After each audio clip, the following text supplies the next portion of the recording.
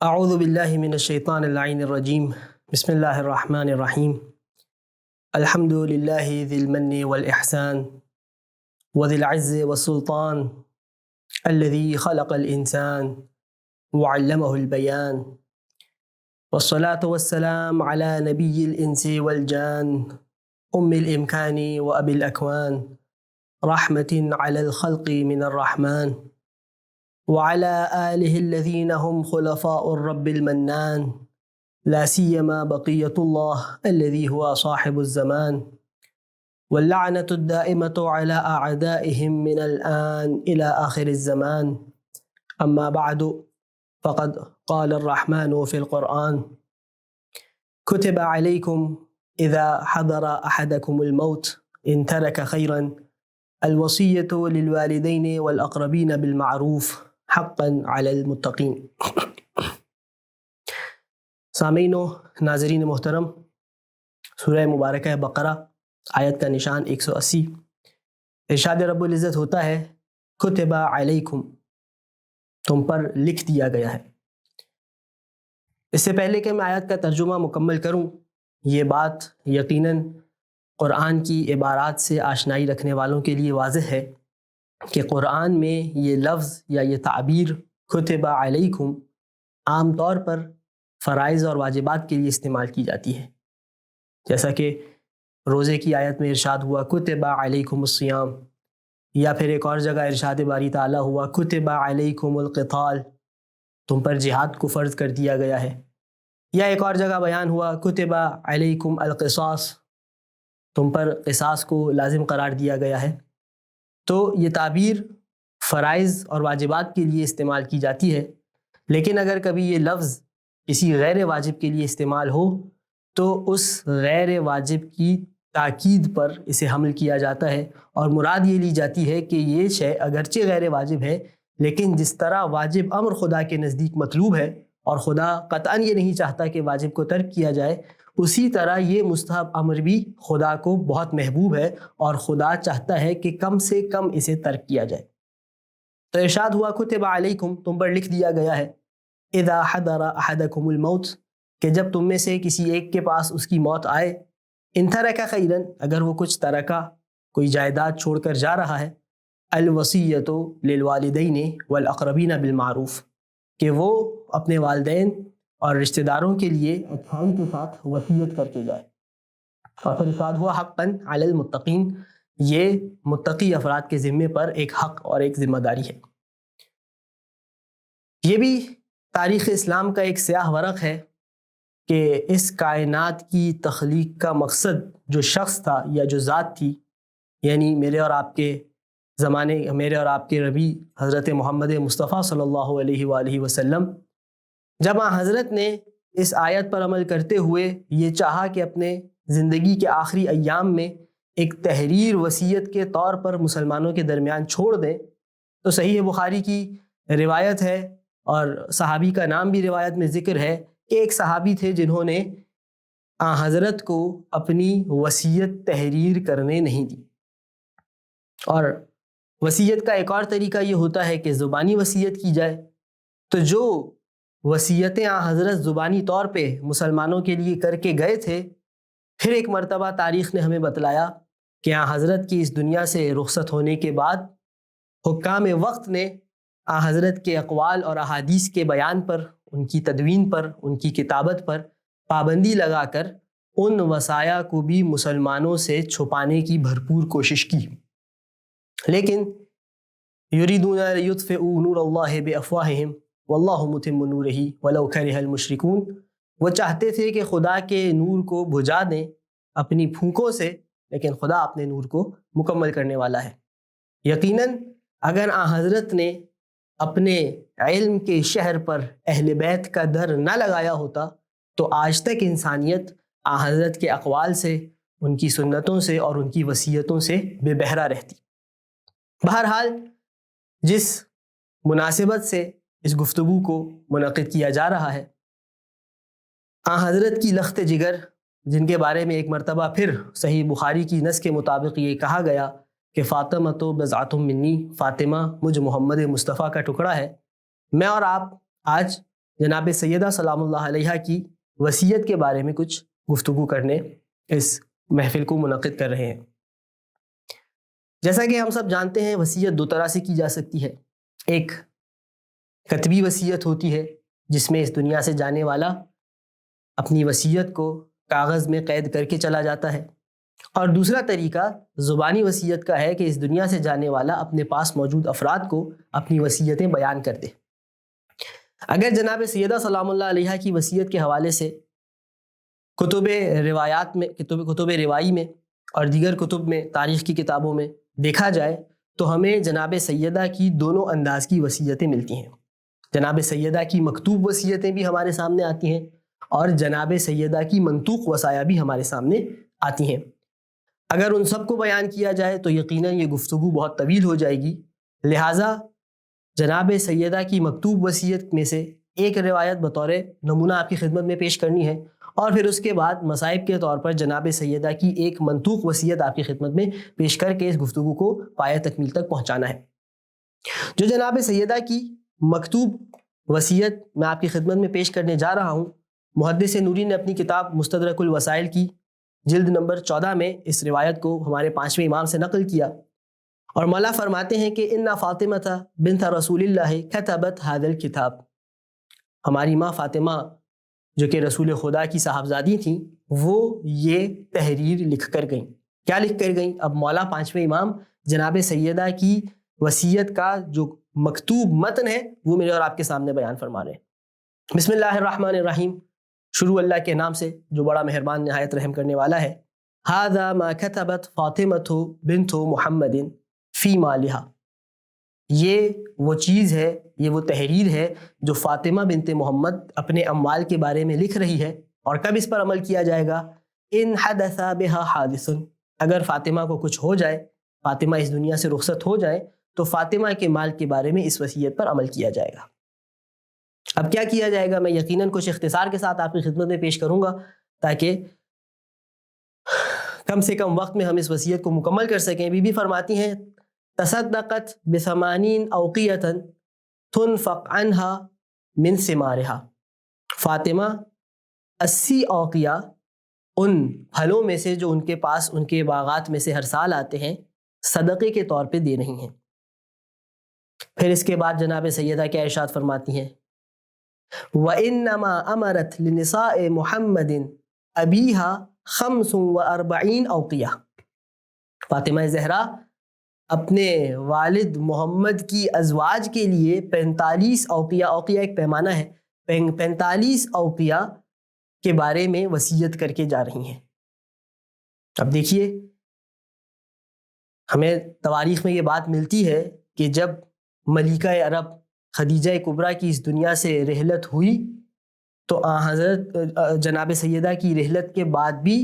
حضرت صلی اللہ علیہ وآلہ وسلم جب کبھی قربانی کرتے تھے تو جناب خدیجہ کی محبت میں ان سے اظہار تشکر کے طور پر ان کی رحلت کے بعد بھی ان کی جو جاننے والی خواتین تھیں ان کے ہاں قربانی کا گوشت محمد مصطفیٰ صلی اللہ علیہ وآلہ وسلم کے گھر سے جایا کرتا تھا۔ اور کس طرح محمد کے اس احسان کا بدلہ ملکۃ العرب کی بیٹی فاطمہ زہرا ادا کر رہی ہیں کہ محمد مصطفیٰ اس دنیا سے رخصت ہو چکے ہیں، لیکن فاطمہ زہرا یہ وصیت کر کے جا رہی ہیں کہ میرے اموال میں سے ایک معین مقدار محمد مصطفیٰ صلی اللہ علیہ وآلہ وسلم کی ازواج کو حبا لمحمد، محمد مصطفیٰ صلی اللہ علیہ وآلہ وسلم سے محبت کے طور پہ ادا کیا جائے۔ پھر بی بی ارشاد فرماتی ہیں وَأَمَرَتْ، فاطمہ امر کر رہی ہیں لفقراء بنی ہاشم و بنی عبد المطلب ب50 اوقیۃ، کہ بنی عبد المطلب اور بنی ہاشم سادات کے جو فقراء ہیں انہیں 50 اوقیہ عطا کیے جائے۔ یہاں پر بھی کیا حسین تعبیر ہے میری بیوی کی کہ جب عام فقراء کی بات آئی تو لفظ تصدقت استعمال کیا گیا کہ صدقے میں دیے جائیں، لیکن جب نبی کی ازواج یا سادات کی بات آئی تو لفظ تصدقت استعمال نہیں کیا، بلکہ بی بی نے امرت کا لفظ استعمال کیا کہ شان سادات یا عزت اور وقار سادات کے ساتھ منافی ہے کہ انہیں عطا کی جانے والی رقم کے لیے لفظ صدقہ استعمال کیا جائے۔ من باب الادب جناب سیدہ امرت کا لفظ استعمال کر رہی ہیں۔ پھر جناب سیدہ اپنی وصیت میں آگے لکھتی ہیں وَكَتَبَتْ فِي أَصْلِ مَالِهَا فِي الْمَدِينَةِ أَنَّ عَلِيًّا علیہ السلام سألها أن توليه مالها. پھر جناب سیدہ لکھتی ہیں کہ فاطمہ مدینہ میں ان کا جو مال ہے اس کے بارے میں یہ لکھتی ہیں کہ علی یہ چاہتے ہیں کہ علی کو اس مال پر متولی بنا دیا جائے. فَيَجْمَعُ تاکہ علی کیا کریں فَيَجْمَعُ مَالَهَا إِلَى مَالِ رسول اللہ تاکہ علی کے پاس جو رسول خدا کا مال موجود ہے جو کہ رسول خدا کی وصیت کے تحت علی کی تولیت میں اور علی کے تحت تصرف تھا, علی ابن ابی طالب اس مال کے ساتھ فاطمہ زہرا کے مال کو ملا دیں اور اس تمام مال کو اس کے مصارف میں خرچ کریں. تو جناب سیدہ نے مولا امیر کو, اور پھر بی بی فرماتی ہیں فَإِذَا حَدَثَ بِهِ حَادِثٌ, اب یہ دیکھیے یہ بہت اہم الفاظ ہے, اِذَا حَدَثَ بِهِ حَادِثٌ, اگر علی کو کچھ ہو جائے, علی کی رحلت واقع ہو جائے, دفعه الى ابنی الحسن والحسین, تو علی اپنے بعد میرے بیٹوں حسن اور حسین کو فیلیانہ, اپنے بعد یہ میرا ترکہ ان کے حوالے کر کے جائیں گے اور انہیں اس پر مسلط کر کے جائیں گے, اس کی ذمہ داری انہیں دے کے جائیں گے, اس کا اختیار انہیں دے کر جائیں گے. یہاں پر جناب سیدہ نے اپنے اموال کا اختیار بھی علی کے حوالے کیا,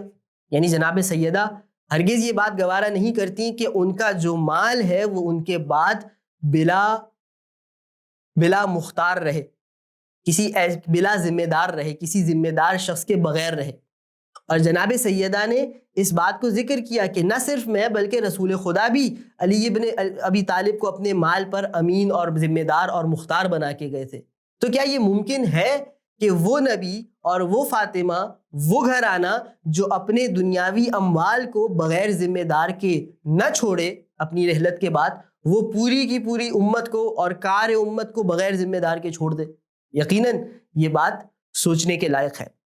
بہرحال پھر جناب سیدہ آگے بڑھتی ہیں اور فرماتی ہیں وَإِنِّي دَفَعْتُ إِلَىٰ عَلِيِّ بْنِ أَبِي طالب, اور میں یہ تمام کا تمام مال علی ابن ابی طالب کے حوالے کر رہی ہوں, عَلَىٰ أَنِّي أُحَلِّلُهُ فِيهِ, میں ان کے لیے حلال قرار دے رہی ہوں اس مال کے بارے میں. فَيَدْفَعُ مَالِي وَمَالَ محمد, کہ وہ میرا مال جو ان کے پاس ہوگا میری وفات کے پاس, اور ختمی مرتبت کا جو مال ہے اسے اپنی ثوابدید کے ساتھ خرچ کریں.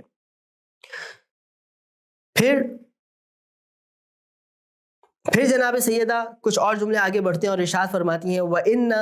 لِإِبْنَةِ جُندُبَ التابوت الأصغر, ایک چھوٹا تابوت ہے میرے پاس جو میں جندب یعنی کہ جناب ابو ذر غفاری کی بیٹی کو دے کر جا رہی ہوں. اس تابوت کو, جو ایک چھوٹا سا تابوت ہے میرے پاس میری ملکیت میں, جناب ابو ذر کی بیٹی کے حوالے کر دیا جائے. پھر جناب سیدہ ایک اور جملہ ارشاد فرماتی ہیں, اگرچہ مقام مصائب نہیں ہے لیکن یہ جملہ انسان کے دل کو ہلا دینے والا ہے. وَإِنَّ الْأَسْتَارَ لَا يَسْتَتِرُ بِهَا امْرَأَةٌ إِلَّا إِحْدَى ابْنَتَيَّ, اور جو میرے حجاب ہیں, جن چادروں کو میں پردے کے طور پہ استعمال کرتی ہوں, اللہ اکبر, فاطمہ زہرا کی چادر کی عظمت یہ ہے کہ لا يَسْتَتِرُ بِهَا امْرَأَةٌ, کوئی خاتون بھی اس کو ہاتھ نہیں لگا سکتی, إِلَّا إِحْدَى ابْنَتَيَّ, سوائے میری دو بیٹیوں کے. اللہ اکبر. یہ جب میں جملہ پڑھتا ہوں تو یہ آواز دل سے نکلتی ہے, یا فاطمہ زہرا آپ یہ تک گوارا نہ کرتی تھیں کہ کوئی خاتون آپ کی چادر کو ہاتھ لگائے. جناب سیدہ وہ دن جب یزید لعین کے نجس فوجیوں کے ہاتھوں آپ کی چادر چڑھی.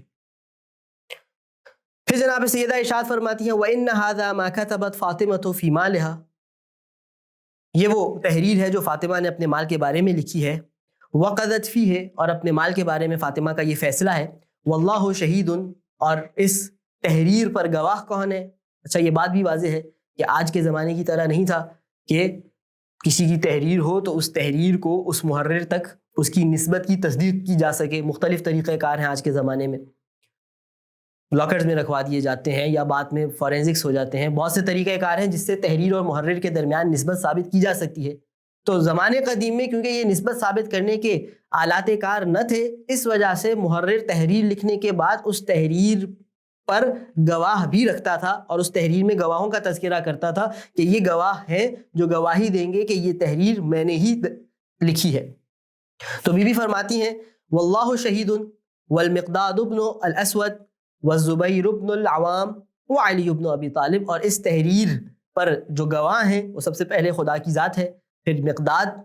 زبیر اور علی ابن ابی طالب اس بات کے گواہ ہیں کہ یہ تحریر فاطمہ سلام اللہ علیہا کے ہاتھوں ہی لکھی گئی ہے۔ اور یہاں پر جناب سیدہ سلام اللہ علیہا کا جو کتبی وصیت نامہ تھا اس روایت کے مطابق جو مستدرک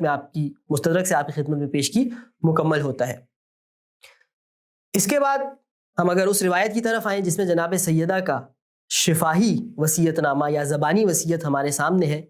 تو اس باب میں بھی ہمارے پاس مختلف روایات ہیں، ایک سے زیادہ روایتیں ہیں، اور جن میں سے ایک روایت جو شیخ عباس قمی نے اپنی کتاب بیت الاحزان میں نقل کی میں آپ کی خدمت میں پیش کروں گا، اور اسی روایت کے ضمن میں، اسی وصیت کے ضمن میں چند مصائب کے جملے ہوں گے میرے اور آپ کی جانب سے زمانے کے امام کے غمناک دل کے لیے پرسہ قرار پائیں گے۔ جناب سیدہ کی بارگاہ میں اور پاک پروردگار کی بارگاہ میں میرے اور آپ کے یہ الفاظ، میرے اور آپ کے دل کا یہ درد مورد قبول قرار پائے اور ہماری اس محفل کا اور ہماری اس مجلس کا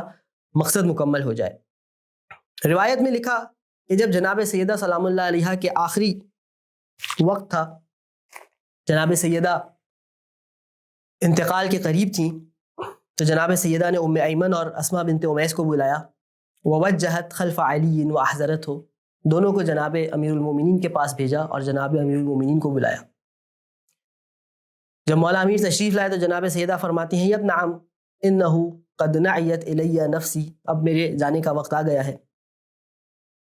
وَإِنَّنِي لَا أَرَى مَا بِي إِلَّا أَنَّنِي لَاحِقٌ بِأَبِي سَاعَةً بَعْدَ سَاعَةٍ، میں اس گھڑی کے کس گھڑی اپنے بابا سے جا کر ملنے والی ہوں۔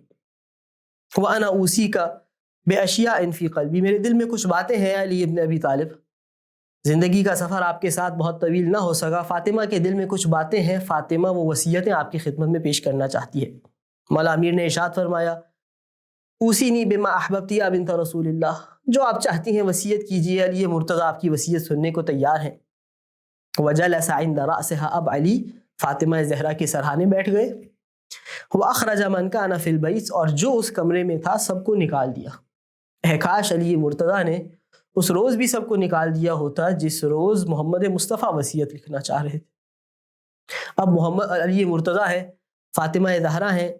جناب فاطمہ علی مرتضیٰ سے ارشاد فرماتی ہیں، ما احدتنی کاذبۃ، اے علی میں نے کبھی آپ سے جھوٹ نہیں بولا، ولا خالفتک مذ عاشرتنی، جب سے میں آپ کے رشتہ ازدواج میں آئی ہوں مجھ فاطمہ نے کبھی آپ علی مرتضیٰ کی مخالفت نہیں کی۔ مولا امیر نے ارشاد فرمایا کہ معاذ اللہ، العیاذ باللہ، اے فاطمہ یہ کیسی بات کر رہی ہیں آپ، یہ کیوں کر ممکن تھا کہ آپ میری مخالفت کر پاتی؟ آپ خدا کی برگزیدہ خاتون ہیں، آپ تقوی اور کرامت کی حامل خاتون ہیں۔ پھر میرے مولا ارشاد فرماتے ہیں، قد عز علی مفارقتک، آپ میرے پاس سے جا رہی ہیں، یہ بات علی پر بہت گراں گزر رہی ہے، علی سے آپ کا فراق برداشت نہ ہو پائے گا۔ اے فاطمہ زہرا، اے فاطمہ زہرا، واللہ جددت علی مصیبت رسول اللہ، آپ کے جانے سے مجھ علی کو محمد مصطفیٰ کا جانا یاد آ گیا۔ آج فاطمہ زہرا مجھ سے جدا ہو رہی ہیں، گویا علی سے پھر ایک مرتبہ محمد مصطفیٰ جدا ہو رہے ہیں۔ یہ الفاظ علی نے ادا کیے، ثم بکیا، پھر علی نے بھی گریہ شروع کیا، فاطمہ زہرا نے بھی گریہ شروع کیا۔ اب اس گریے کے عالم میں میرے مولا علی مرتضیٰ نے ارشاد فرمایا، ہے فاطمہ زہرا جو وصیت علی کو کرنا چاہتی ہو کر دو، اور یہ بات یاد رکھنا کہ علی اپنی خواہش کو تمہاری وصیت پر اپنی خواہش کو مقدم نہ کرے گا، تمہاری وصیت پر من و ان عمل پیرا ہوگا۔ ایک مرتبہ روایت کا جملہ ہے کہ پھر فاطمہ زہرا نے علی مرتضیٰ سے 4 وصیتیں کی ہیں۔ پہلی وصیت جو فاطمہ زہرا نے کی، بِأَنْ يَتَزَوَّجَ بَعْدَهَا امامہ، کہ اے علی جب میں اس دنیا سے چلی جاؤں آپ میرے بعد امامہ سے رشتہ ازدواج میں منسلک ہو جائیے گا۔ اے بی بی آپ امامہ کا ہی حوالہ کیوں دے رہی ہیں؟ بعض روایات میں آیا کہ سیدہ نے ایک اور جملہ ارشاد فرمایا، کیونکہ امامہ میرے بعد میرے بچوں کا خیال رکھے گی۔ شاید فاطمہ کو یہ بات یاد آ گئی ہو کہ جب میرے بابا مجھے چھوڑ کر گئے تھے، مسلمان میرے دروازے پر آگ لے کر آ گئے تھے، اب میں اپنے بچوں کو چھوڑ کر جا رہی ہوں، کوئی ایسی سرپرست ہو جو میرے بعد میرے بچوں کا خیال رکھ سکے۔ پھر ارشاد فرمایا، وَأَنْ يَتَّخِذَ لَهَا نَعْشًا، پھر روایت کا جملہ ہے کہ فاطمہ نے علی سے کہا کہ میرے جنازے کو ایک تابوت میں رکھیے گا، کہیں ایسا نہ ہو فاطمہ کے اس دنیا سے جانے کے بعد بھی فاطمہ کے جسم کا قد و قامت مسلمانوں کی نگاہوں میں آ جائے۔ یا فاطمہ زہرا، یا فاطمہ زہرا، آپ یہ تک گوارا نہ کریں کہ آپ کے انتقال کے بعد مسلمان آپ کے قد و قامت کو دیکھیں۔ ہائے میرا سلام ثانیہ زہرا زینب کبریٰ پر۔ پھر ارشاد فرمایا وَأَلَّا يَشْهَدَ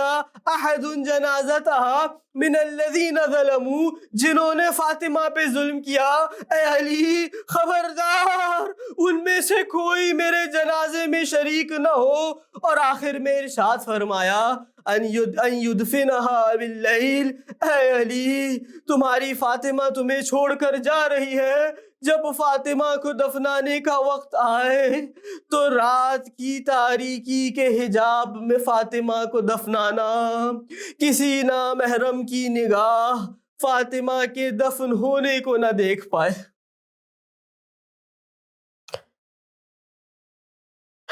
الا لعنت اللہ علی القوم الظالمین وسيعلم الذين ظلموا آل محمد أي منقلب ينقلبون إنا لله وإنا إليه راجعون۔ اللهم صل على محمد وآل محمد وعجل فرجهم واحشرنا معهم۔